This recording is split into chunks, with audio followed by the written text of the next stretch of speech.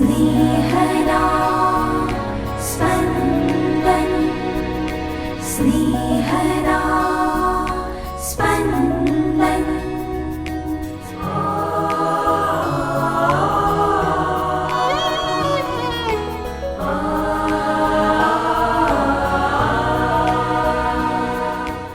આજે ઉપાસના વર્ષનો છેલ્લો રવિવાર. માતા ધર્મસભા આજે રાજરાજેશ્વરનું પર્વ ઉજવે છે. ઈસુ એ રાજા છે, રાજાઓના રાજા છે, રાજરાજેશ્વર છે. પણ તે દુન્યવી રાજા નથી, પણ આધ્યાત્મિક રાજ્યના રાજા છે. તે સત્ય આજના શુભ સંદેશ દ્વારા આપણને સમજાવવામાં આવે છે. સાંભળીએ સંત લુકનું શુભ સંદેશ, અધ્યાય 23, કડી 35-43. લોકો ઊભા ઊભા જોઈ રહ્યા અને આગેવાનો હાંસી ઉડાવવા લાગ્યા. તેઓ કહેતા હતા, બીજાને તો એણે બચાવ્યા, હવે એ જો ઈશ્વરનો અભિષિક્ત મુક્તિદાતા હોય, તેનો વરેલો હોય, તો પોતાની જાતને બચાવે. સિપાહીઓ પણ મશ્કરી કરતા હતા. તેમણે પાસે આવી સરકો આપતા કહ્યું, તું જો યહૂદીઓનો રાજા હો તો તારી જાતને બચાવ ને. કારણ ઈસુના માથા આગળ એક લેખ ચોડેલો હતો, આ યહૂદીઓનો રાજા છે. ક્રૂસે લટકાવવામાં આવેલા ગુનેગારોમાંના એકે તેમને ટોણો માર્યો.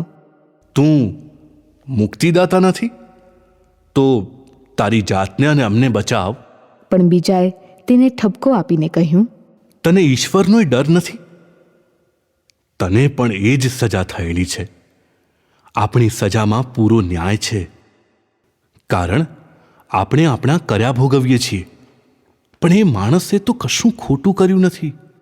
પછી તેણે કહ્યું, ઈસુ, આપ જ્યારે આપના રાજ્યાસન ઉપર આવો ત્યારે મને સંભાળજો.